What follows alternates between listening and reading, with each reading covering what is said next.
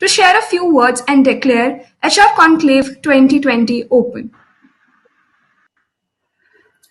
Thank you for introducing and starting this event. Every year we have HR Conclave, but this year it's going to be different. Every year the coordination is mammoth, but this year it's equally mammoth when it comes to the online coordination part of it. So this year we have the HR Conclave 4.0. That is, the theme for that is about the past, the disruption and the future. COVID has created a lot of changes in every segment, be it education, be it HR, be it manufacturing. I mean, every industry has been affected by this pandemic, and there are new lessons that are learned. None were prepared for this, but everyone is learning, and every day is a learning. So when we thought should we go with an HR conclave this year or should we not, we thought, why shouldn't we?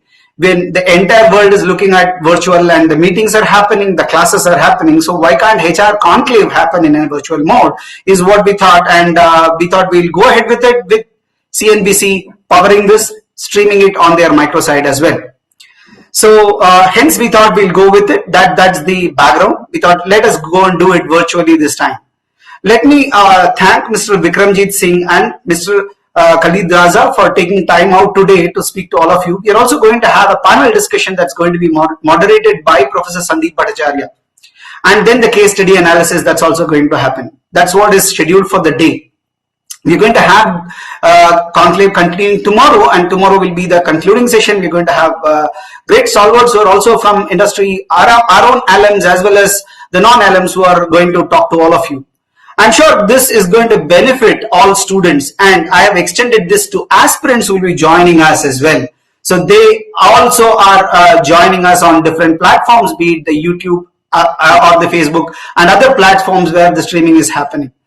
So with those few words, I don't want to take more time. I'm sure that this is going to be a feast for all of you, a lot of learning, a lot of insights that you're going to get, which otherwise is not found on internet when you're going to Google or search for. So that's what you're going to get this with these sessions that you're going to have today and tomorrow. So with these few words, I declare the HR Conclave 4.0 open. We don't have the conventional lamp lighting ceremony. So I pray that we are going to have the best session without any interruptions of internet. And if so happens, we will accept, get going. Let us not get bothered about it because it's out of our control. So I hope it's going to be a smooth session where we're going to have a seamless experience of listening to speakers who are going to be here, who are going to share their experience and views on this theme. Thank you so much. Over to you. Back to you, Tanisha. Thank you so much, sir, for those encouraging words. Our opening session of the conclave is a fireside chat on the theme Gig Economy, Building a Robust Workforce with Inclusive HR Frameworks. Gig economy has become a critical component of the future of work in our country. It has changed the meaning of employment, having far and wide implications on human resource management. The fireside chat aims to delve into reshaping of the HR framework to build a workforce that incorporates the context of the gig economy. It gives me immense pleasure to announce our first guest speaker for the fireside chat, Mr. Vikramjeet Singh, President and CHRO at Bajaj Allianz General Insurance. Mr. Singh is an alumnus of SIBM Pune from the batch of 2002. With a master's in personnel management and over 17 years of experience, he has been privy to HR and leadership roles across diverse sectors. He served as an HR executive at L&T Power before serving as the head of HR at Vodafone and Vodafone Shared Services. He has also served in a wide gamut of HR leadership roles including Site HR, India Talent and Acquisition Head, Global Infrastructure and Head HR BP in Investment Banking Operations at Deutsche Bank. We are delighted to have you amongst us and looking forward to gaining valuable insights from your rich experience. Our next speaker for the fireside chat is Mr. Khalid Raza, Associate Director, Talent Acquisition at EY. Mr. Khalid Raza is an accomplished talent leader with 15 years of extensive experience. At EY, he is spearheading talent acquisition across assurance, advisory, tax and transaction advisory services. Prior to EY, Mr. Raza has also held HR leadership role at Altisource as Director for Talent Acquisition. He has also led talent at IBM for 9 years. In 2016, he was named in the top 25 HR executive under 40 by Workforce magazine. We welcome you, sir, at HR Conclave 2020, and we look forward to great insights on gig economy. I now hand over the session to our esteemed speakers to commence the fireside chat. Thank you so much. Thank you so much for having us. And I'm very excited as well as eager to be moderating this session with Vikramjeet. I think there's an immense learning that we all can get from this conversation. So without wasting a lot of time while I'm facing a bit of technical issues, so keeping that in mind, uh, Vikram, we've heard a lot about the gig economy. We have with the corona happening, and even before that, there has been an entire setup in place. Uh, what's your view on the latest buzz in the market regarding the gig economy, the gig working, and just share your views so that we can kickstart the conversation. Sure. Thanks, Khalid. And thanks for being a partner in crime today, where both of us can actually take the people watching this session. But before I actually answer this question, it's so lovely and it's a pleasure to be back and speaking to my alma mater and the other fraternity guys who are actually on the call, which is there. Coming to the question in terms of when we were to look at in terms of the buzz of the gig economy, rather than actually getting straight to a gig economy, we have to understand what's the context around us in terms of how is it shaping up. And very clearly, when we see the world around us, it's shaping very, very fast. It's developing in a very different directions altogether.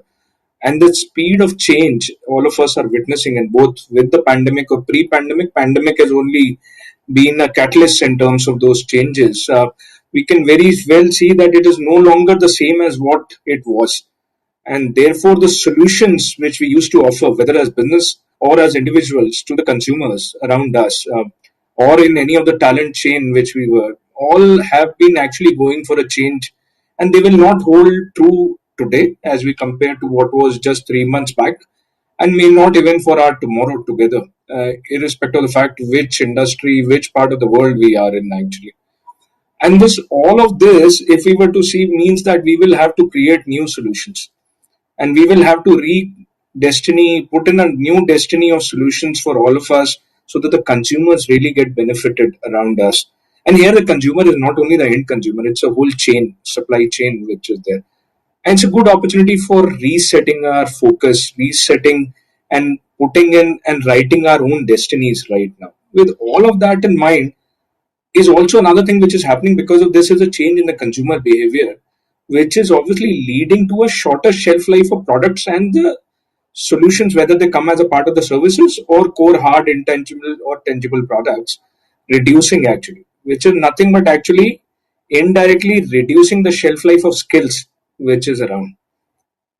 But however, there is a positive side. The positive side of a new skill emerging. Another one is the new skills have a shorter shelf life, which means all of this is going to lead to very exciting times, and people who are going to be there at the right time and with the right skill is going to be more important than what we used to say, a right talent for the right time and the right job. Now it is right skill, right work at the right time, which continues. And with this, all of this happening, a gig becomes a good addition, like a Lego block to the overall things which we have. And therefore, this buzz is going to be around for sure, building up in our future. I think that's a great analogy when you spoke about Lego, and today is my son's 5th birthday, and I actually gave him Lego. Yeah. Taking it from there, Vikram, when we talk about skills and when we talk about solutions, are you looking at solutions towards the customer, or also looking at solutions with respect to the talent problems that the organization face? See, all of this is interconnected. We will always have, there cannot be one another working in different directions. All of this has to get connected to solve a particular end problem. And whether we look at from a front to back or back to front, that attachment has to be built up. And therefore, this whole Lego blocks of connecting everything so that the holistic solution from a consumer is there, will automatically lead to all of this getting into place. Uh, Whether it's gig economy, permanent economy, different solutions, which in the past also or in the future, all will always be interconnected and they will automatically evolve because of the needs and the wants and the desires evolving for people. Right, very rightly said, because at the end of the day, solution that we bring within the organization eventually are driven to impact the customers at the end. Exactly. Great. We know that Indian gig economy is projected at somewhere around, I think, 455 billion over next 3 years. How do you see the gig culture blooming in India, given the current context? So one for sure, India is poised to grow very well, and all of us realize that. The question is, how much is that level of growth? That we can leave it aside. But the good part is, it's always a happy problem to solve for, where we have the growth happening actually. In India, if we were to look at and getting a little context to the gig side, more from a our typical GWP or GDP on the four whatever billions, 450 billion in that ways or trillion. Very very important is to understand the context also of how many gig workers do we have and how much is the total workforce. If we were to look at, and I remember reading an article where they said that approximately we have 3 million gig workers. Now, even the recent laws somewhat are talking about it, and they've recognized it's becoming pretty big. Whether it is online platform workers, whether it is contract engagements, whether it is contract firm engagements, or whether it's in terms of bloggers and other things which are there which get into place, they are around 3 million. However, it's a small part of the overall workforce. As per again those studies, it is 500 million in India which are a part of the workforce. But there is another silver lining. What they have been seeing in the last 6 months, 56% of the new jobs are getting created as gigs. Whether those means again online platform engagements, whether those means again blogging, whether that means delivery workforces. And we have all seen, whether we talk about marketplaces like Amazon or a Flipkart, or we talk about food supply chain management, whether like Zomato, Swiggy's, or in terms of our commutation aggregators like Uber and Ola, all of them have been actually adding to it very very fast. But that doesn't mean these are the only industries.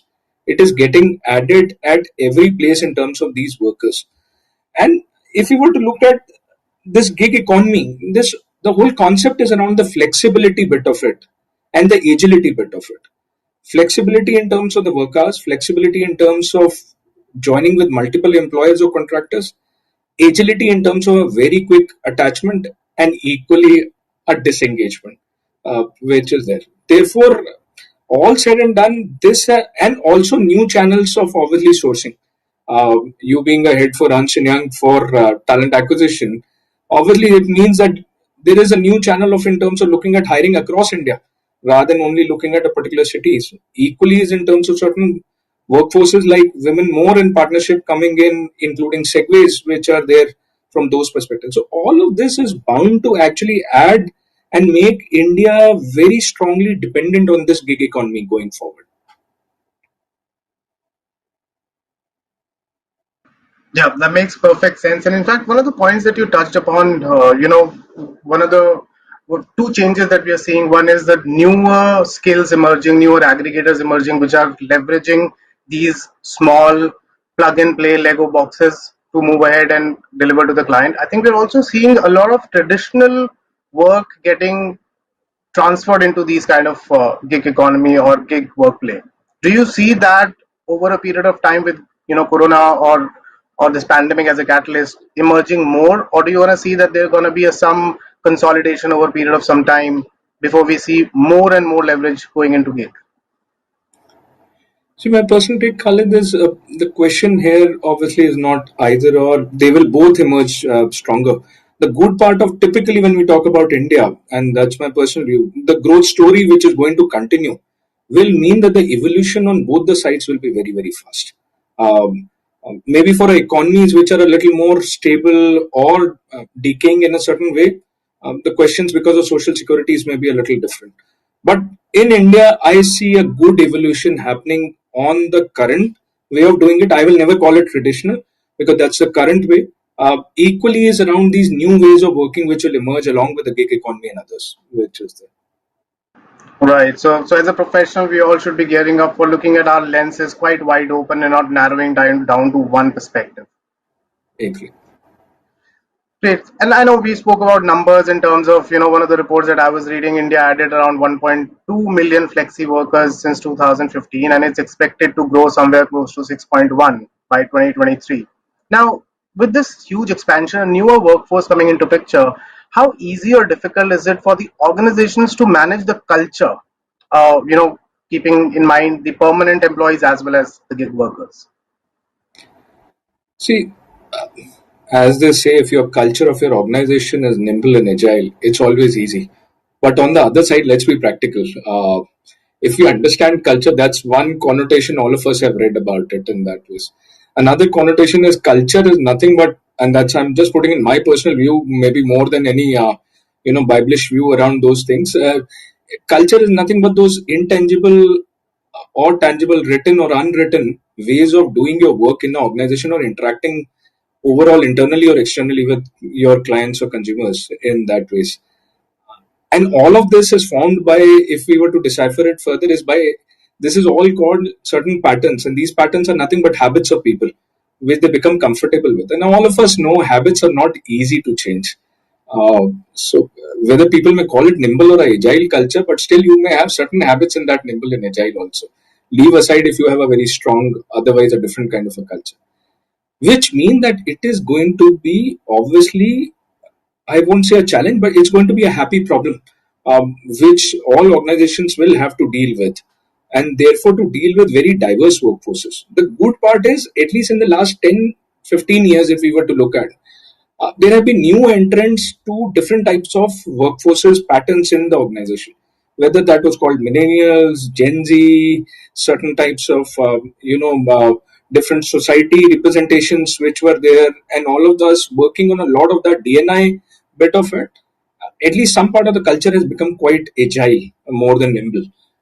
But equally, when you get in something new, we have to be sensitive in terms of how do we work around it, and therefore work across the spreadsheet of the organization when we get the gigs as a part of it.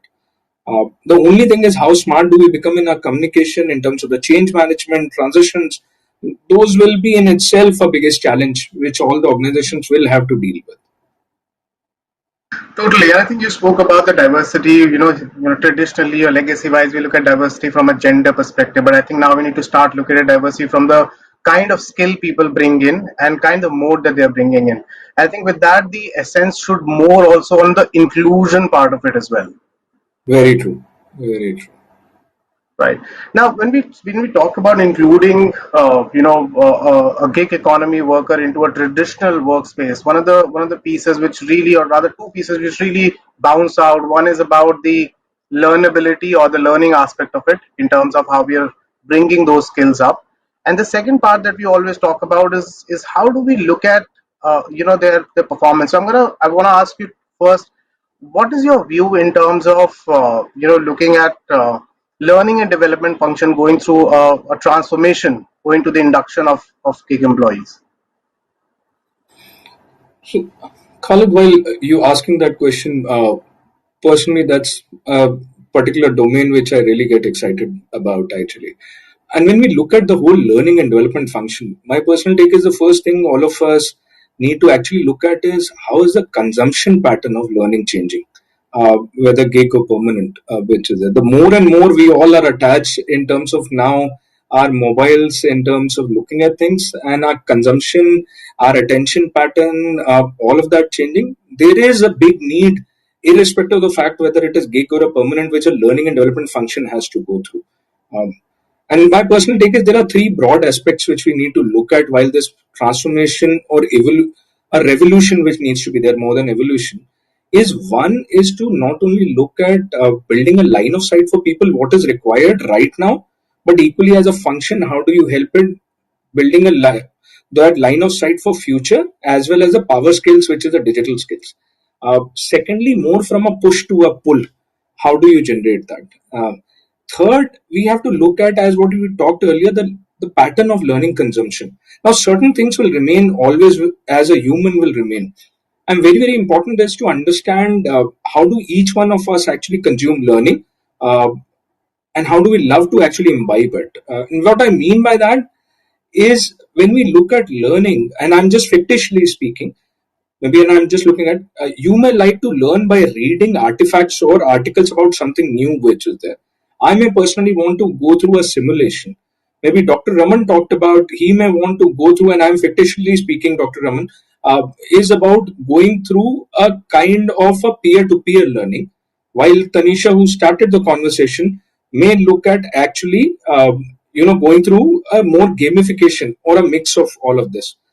Now, with all of this, is our learning and development function ready right now to provide that hyper personalization of the learning patterns, equally the learning requirements?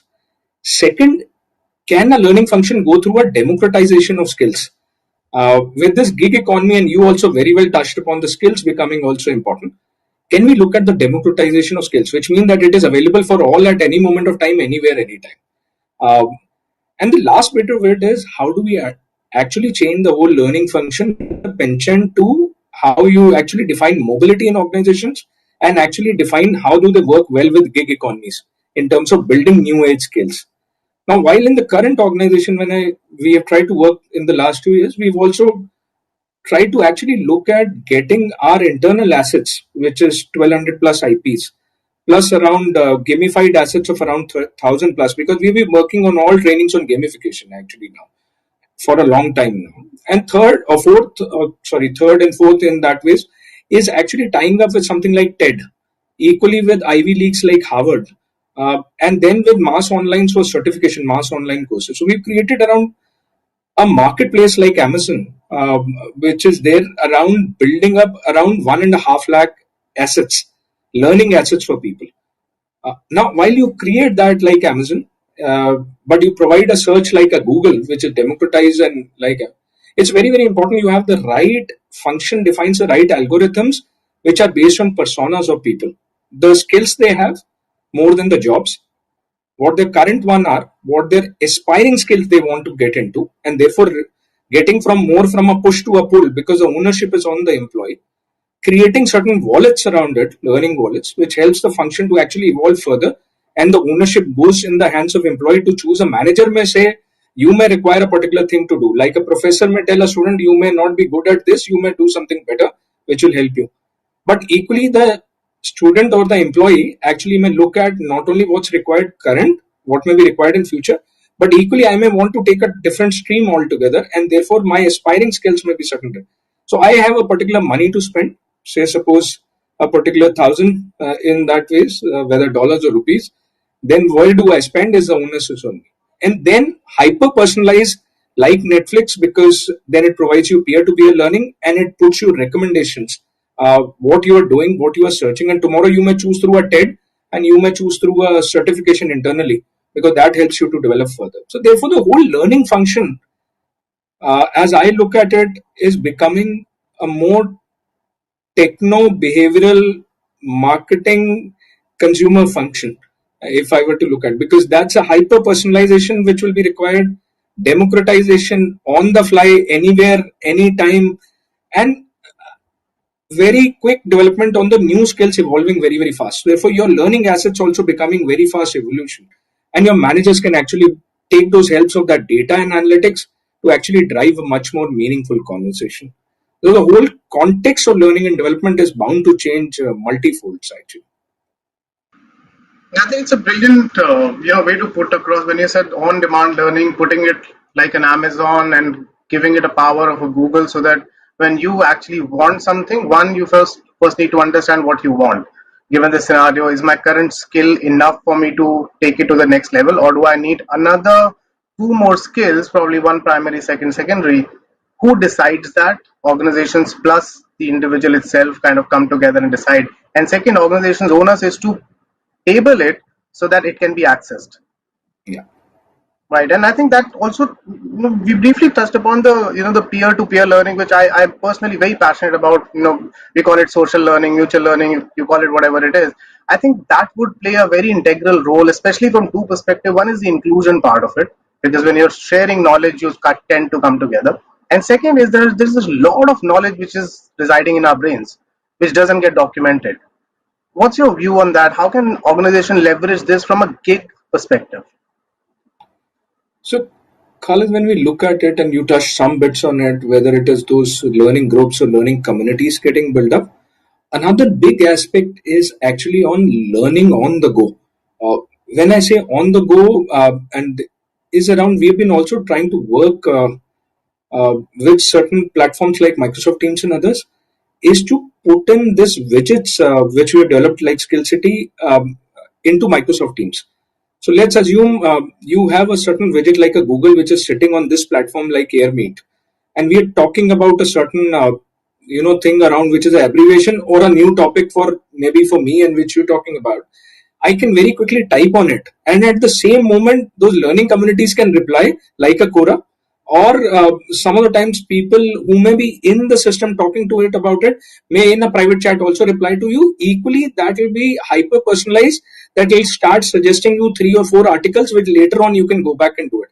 See, my personal take is a peer-to-peer learning is getting a little more expanded from a human to human and a human to a system, both getting together, stitched together, so that whichever is available to provide you the right solution. And like Cora in the back past also, you can actually have a very quick view. The only thing is how fast do we have those searches and recommendations built up, and equally as a culture in the organization to put in a reward mechanism to people who become better, not only learners but equally trainers. So we are putting in more money to wallets for people who are actually making other people do better.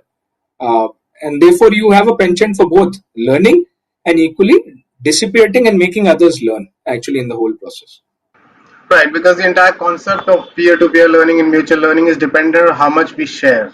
Like a Quora would be useless if there's nobody who's actually answering the question. Yes. Great point.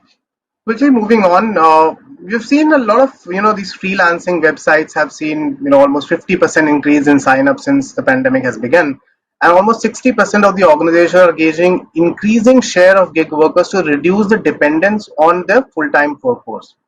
How do you measure the performance of gig employees when you have an influx coming in from outside who are not essentially on your payroll and can leave your organization as and when the time period is over? No, it's a extremely good question, Khalid, and it's not an easy job. I can personally say that because uh, the good or the bad part is the speed of this influx is becoming very fast. See, some of the times you have time for revolutions, and some of the times it is revolution. Revolution requires equally a revolutionary change in the policies, in different ways of enablement. But very, very important is when we look at the whole performance management systems, which we call it. Personally, I look at it as a performance enablement system. How much does it enable? Because in the end, if something is getting measured, doesn't help in terms of helping people to evolve better. It doesn't make sense. And when you look at it from an enablement, it means that how are you actually looking at providing those right inputs to your people, uh, which may be on the values, behaviors, or equally measuring the outputs which they would have generated.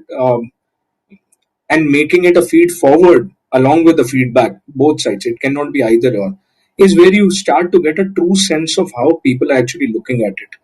The good part of this whole system is whether it is gig or whether it is permanent, if rightfully getting done, it actually engages both the sides very well. With gigging, the only addition which is going to be is the longevity is a little less.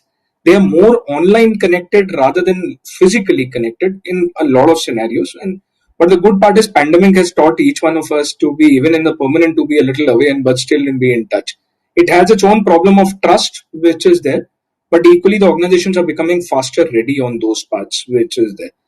And therefore with gigs what is very very important is to actually attach them to the company philosophies altogether very very fast and digitally help that do that, but not only measure something which is milestone based on projects or outcomes, but equally measure something which is a feedback of the consumer and clients. And here I would say Uber and Ola have really done well. I would say Uber with the stars and all that, the how bit of it, so that they get a equal thing, and you get equally some bits of it in call centers, BPOs, and others, and those bits of the how and the what bit of both getting attached to the penchant on values and behaviors alongside with it will obviously evolve much better systems in that ways to take care of.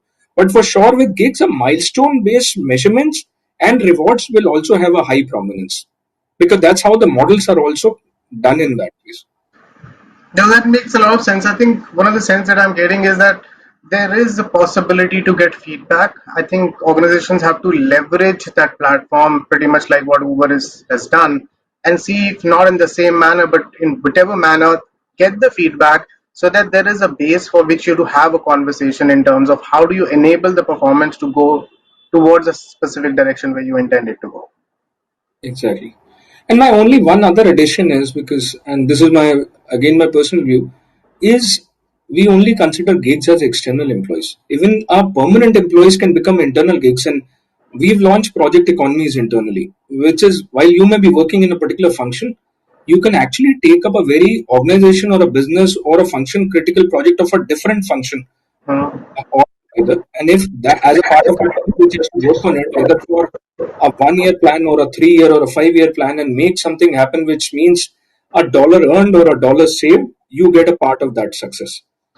So you will have internal gigs also developing, and we are intentionally trying to develop that, where people tend to have a broader base skills availability at any moment of time. It's a win-win for employee and the organization both, and therefore the whole system of what we are developing internally is also like LinkedIn plus Uber, where you have stars, you have recommendations, you have project feedbacks, and where people can look at even with their mobilities and their own appraisals milestone systems, in terms of getting rewarded for that. If you are not able to do it, equally you have that comment of in terms of how you have been able to do that project. So it's a good way of developing our workforce, whether internal or external, which will enable success for both individual and organization. Right, I think that directly ties back to the heart that you're talking about of learning. Because if I have a skill which is not as judiciously used in my current role, can I take out an hour a week or 2 hours a week and support another project which would utilize though that skill and help me scratch the surface if that's the direction I would want to go? Exactly. That's bang on. And also helps you to actually learn a lot of new skills. Maybe some of the times you may not want to go into that direction, but typically want to have a good flavor of it also, and develop yourself a little more for 2 3 different types of unique skills for a particular third role which is there, and therefore get developed. So multiple different angles, but the good part is hyper personalization in everything. Yep, Whatever I think every that. individual would want, let it happen. As HR, provide those democratized platforms which will help them to actually take it, have a visibility line of sight of where they stand, what they will do, and support them in terms of as catalyst for that. And in gigs, this become even faster in that way. All right. I think hyper personalization is the key at this point in time. Makes a lot of sense, and I think organizations have started to dabble it. There's a long way to go, but I think organizations which are on the front of the curve are essentially taking the lead here. Moving on, if I have to ask you, I know we're just left with around 18 odd minutes, 20 odd minutes. I want to ask you a question in terms of what is your choice, a gig or a permanent employee workforce? Khalid, again, an excellent question. Some of the times, even while you're discussing with a lot of leaders, they equally, dabble with the same thought. My personal take is it's like air and water for a human body. Uh, there is no either or. It's required to the particular job which you are having at that moment of time, particular trajectory or evolution of that particular function or particular business within the larger conglomerate which is there. What are you looking at? And when you look at what's required, will be the answer coming in terms of whether going forward a gig or a permanent in that phase. And this also, a gig economy brings in the flexibility, uh, which is there in terms of the whole employment process. A flexibility and agility, which we talked about, which is, but equally on the other side, a permanent one brings in a lot of uh, the good part of behavioral economics because of the longevity around in that phase. A much more interactive platform between humans some of the times, rather than more online engagement or telephonic engagements in that phase. So the question is not about which one is good or bad. It's about which one is better for that particular moment of time or requirement in terms of the end user from that perspective. But my personal take is like Lego blocks, both of them are required to build a very fast, nimble organization for future, which is there. So we've kept some time for questions coming from the chat as well, and I would request people who are listening, and if you have a question, just put it in the questions space, and I'm going to pick that up. So I want to touch upon this permanent and gig. What's your view in terms of the benefits organization would be rethinking? I know again from a lens of hyper personalization, for the gig workers for them to continuously engage and be attracted towards the brand. See, Khalid, there are multiple ways, and here we have to go back to the human behavior, where personally I look at, and especially when somebody has decided to be working as a gig. One is very clearly is in terms of the clarity of the job, which needs to emerge when you're coming in as a gig, and therefore, organization has to build that clarity and very crisp clarity in terms of what's required. Second bit of it is how is the communication patterns in terms of the gig and the core organization in that ways. The third bit is the trust element. Practically speaking, that's the biggest deal breaker if not dealt with properly. The fourth bit is how do you deal with payments? Payments, one is the basic payments, so milestone based. Second is how do you deal with reward mechanisms of something, do more, earn more, along with gigs. And therefore, having very open conversations around that bit of it, and payments to be released very timely. And the last bit of it is equally listening to a lot of gigs in terms of what's required to be changed. Um, and that's how a gig will be very highly engaged, like any other human. And here, a little higher engagement some of the time is required, or more crisp engagement is required because your patterns of engagement are a little different than what happens in a permanent in that ways. Makes perfect sense. And I was just thinking, when we are talking about, and I'm now donning the hat of the talent acquisition plus the HR in terms of if I look forward as an organization, should I start to see some of my roles need to be permanent? However, these set can now be a fungible across permanent and gig, and this set can be completely gig. Do you think the organization will start to look at it from that perspective, or it's going to be, listen, I just have a need for short term, let's go for gig, otherwise I'm perfectly fine with a permanent resource? So let me add one more flavor actually, also Khalid, because it's an interesting topic. You will also have bots coming in. So there is another bit of it. Therefore, that strategy of the whole employment strategy models which are there will actually evolve upon multiple factors. And the last bit of it is, or rather two more bits is which part to be really spending on automations, and then another part is outsourcing. So when you look at all of this as employment models, exactly like you said, there will be hybrids which will emerge in different parts, which will be there. And those multiples of hybrids are just a permutation and combination when we start putting in. And this will become one of a big strategic discussions at CXO tables going forward. It will be, because I think it kind of puts the organization in a space which can help them edge over their competition. I think we've got a question in the chat. I'm going to quickly pick it up from Amog.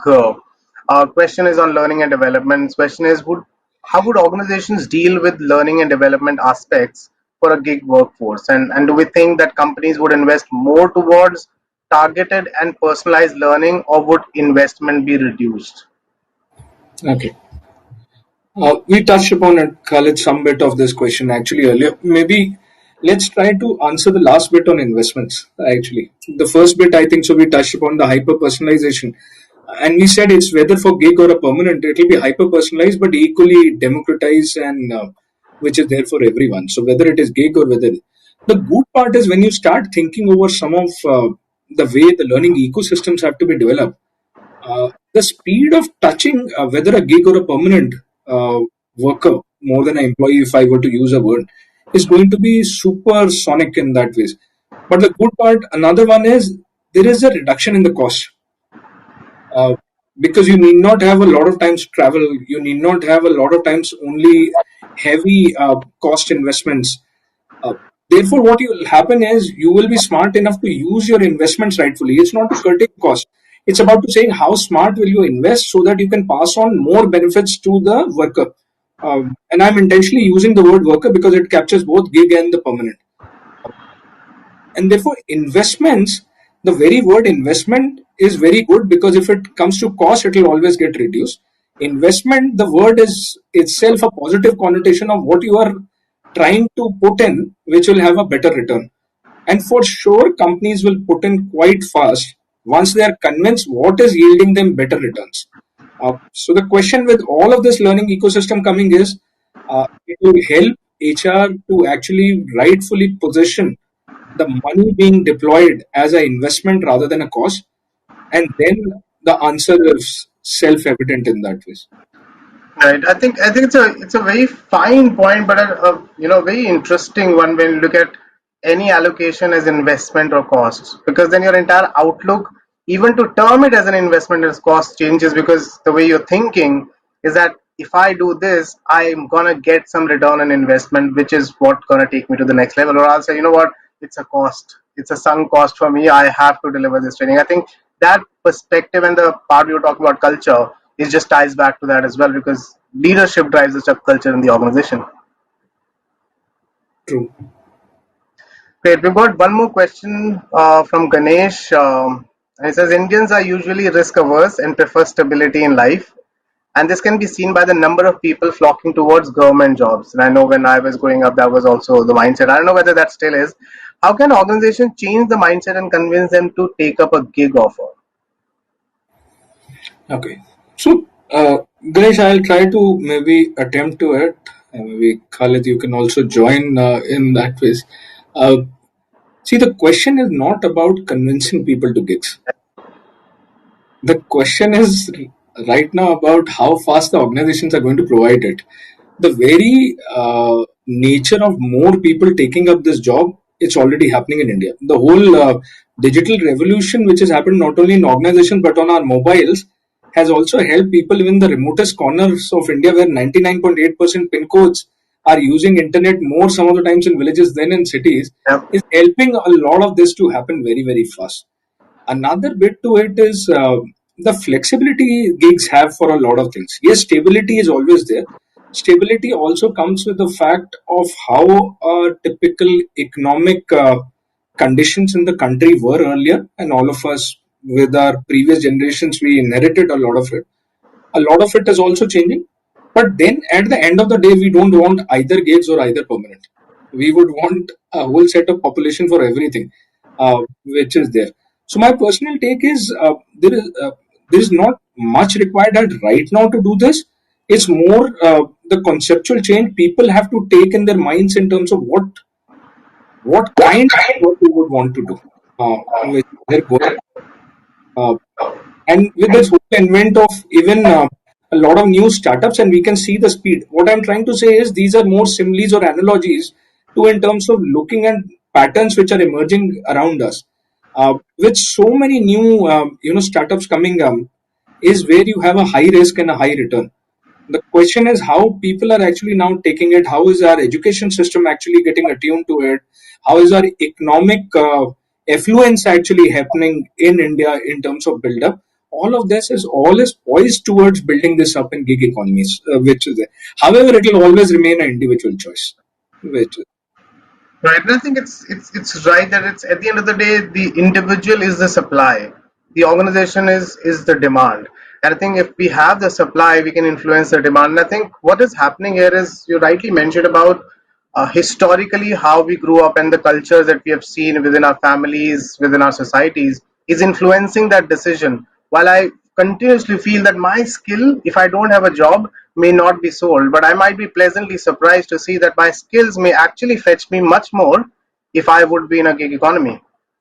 So it's the depth of the skill, and just want quickly touch base on EY launched since around 2016 a gig now platform where we have got almost 75,000 gig workers registering for roles, and that number is growing every year when we track. So I think it's just one portal, but I think overall at the end of the day it's the individual who needs to decide whether they would want to leverage this or leverage the other aspect, or it could be both.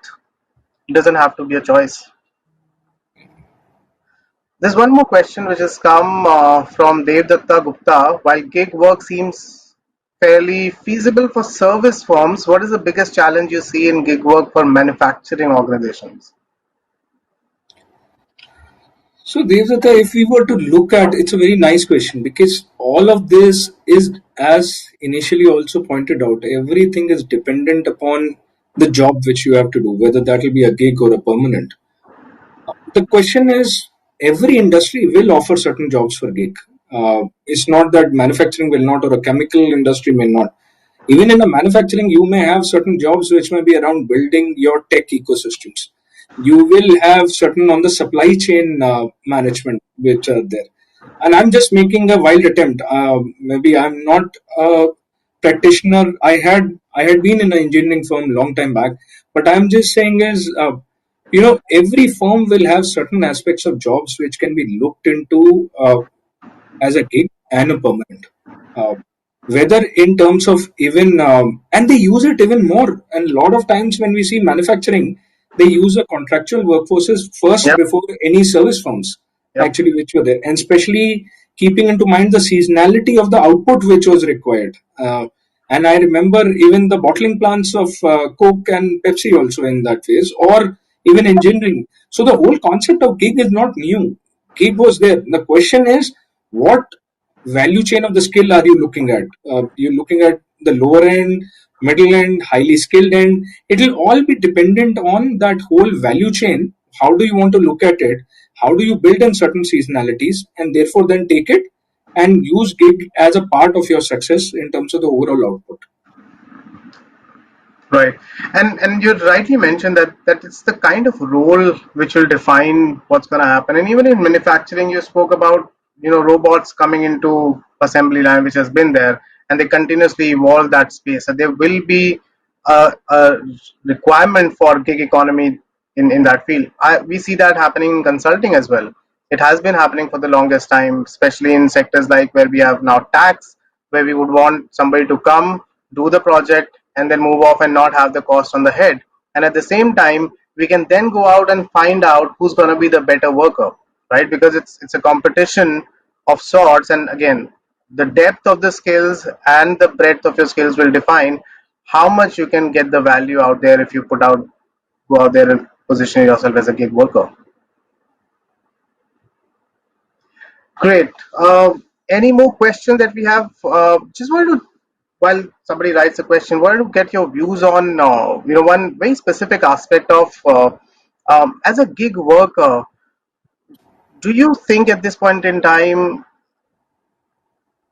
is it going to be beneficial for individuals who are currently in a role which is not gig to dabble their hands just to see whether they would be more successful there? Or do you think people who have the job should just stay and let newer people fall into gig?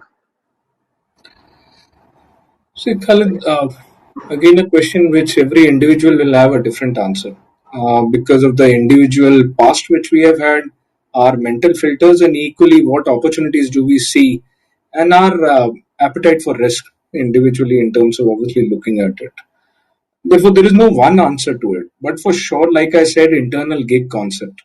It's always good to first dabble with the internal gigs some of the times, and maybe then take on if you want to get into a full-time gigs. There are a lot of people equally which may be just fresher getting into this whole platform. There are people with sometimes few years of experience wanting to make it big as a gig because they are there to be solving a part of the problem, and some of the time that makes it to become like a unicorn, which is there when they were just trying to solve some bit of that problem, but later on realize that they can make a big bet of it. Then third is obviously you trying to build in a firm which is of gigs to help solve certain problems. And some of the consultants actually do work like that way, where they are more a congregation of different people coming together as partners in certain ways and doing it. So the answer will always lie into two things. One is your individual aspiration and your risk appetite. Um, the second bit of it is the choice of work which you want to do. Some of the work will become gig very fast. Some of the work will still continue to be a little more permanent, which is there. And I've been seeing even on LinkedIn, even certain jobs of HR head and CEOs are coming as like gigs. And you recently, if you were to look at it in the last 6 months to 1 year, and they're coming with handsome salaries, which is there. But they're very, very clear in terms of what's expected as that small unit of work which you need to deliver continuously, and you need to be comfortable in that, working across geographies or working within the region in that ways. And my personal take is the answer actually lies in individual. There is no right or wrong, otherwise an answer. You're right, and I remember a couple of months ago, we were entertaining a director for a potential role, and then while at the time of signing the papers, the person wanted to come on a contract, and it was a permanent role, and we asked the person, and very in a pharma industry, somebody who's well known, I said, listen, I want to first understand whether this is the right piece for me. And if I come on a permanent role, it'll be difficult for me. So I want to come as a contract, and if everything goes on, we can move ahead. I think that's the confidence that the person has in their skills. At the same time, as you said, aspiration, is this the right path for me? Am I making a wrong choice or the right choice? Or I just want to do it for 12 months and then take a call whether I want to continue doing it. True. Very true.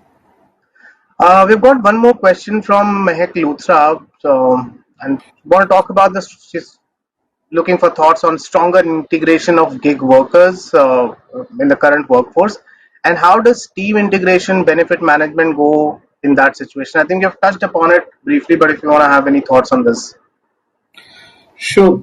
So, Mac, a good question from a perspective, because this integration on the culture we just touched upon in terms of how do we do it, and the communication platforms, bits of how do we make it, and crisper definition of jobs, and therefore what is required as an understanding between a permanent and see. Once you have a goals which are streamlined and connected in that ways, automatically some of this is bound to happen. The onus of communication is on both sides, which will be there. However, the whole performance enablement side and the reward side, if attuned to give a penchant to a certain type of communications, which will be there, which is demanded from that perspective, and that whole rating concept of certain how and how bit of it is automatically going to build up all of this very soon and very fast together. See, in the end, everybody wants a success, and if you were to link that success together for people, automatically that building of coteries and communities will start happening very fast. So one bit is a system, the second bit is a change management, and the third bit is the reward management in terms of what do you want to really cement for future. Um, and then depending on individual cases, these questions can actually be dealt with in terms of how crisp are you communicating, whether goals, expectations, outcomes, and then take it forward in that way. Great. I think we're right at the end of it. So I think two thoughts that are emerging very prominently. One is it is hyper personalized space, and I think that's the name of the game going forward. Whether it's a gig, and let's just use the word worker, it includes gig as well as people who are permanent.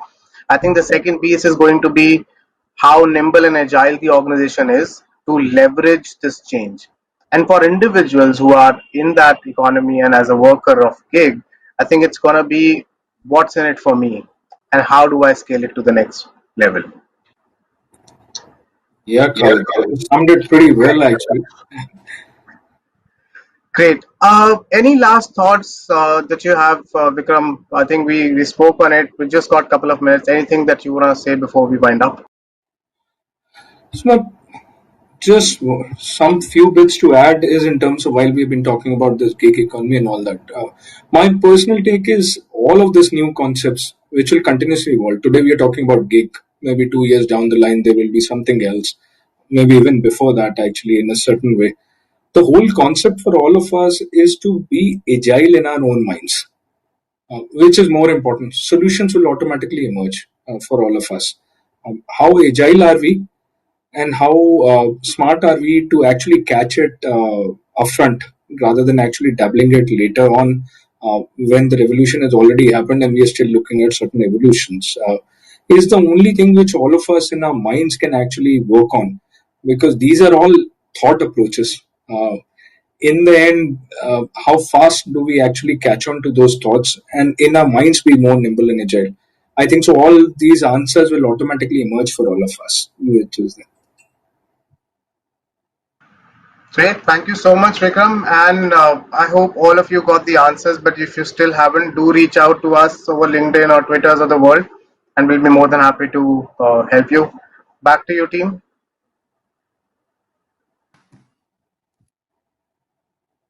Thank you so much, sir. That was indeed an enlightening conversation where we got an insight into the new ways of working with the emergence of the gig economy and the hybrid model of employment, particularly the impact of the same on learning and development and how it is bound to change with learning function becoming more hyper-personalized yet democratized. We once again thank you for taking out valuable time to join us for HR Conclave and adding to the learning quotient. Thank you so much, sir. Thank you, Tanisha. Thanks, Khalid, for partnering in that ways. It was great, actually. And my alma mater and the fellow colleagues in that ways. It's a topic which I personally also enjoyed having a conversation in that way. So thank you. Thank you so much, Vikram. It was really nice talking to you. Thank you, everyone. Thank you, sir, for joining. Thank you, sir.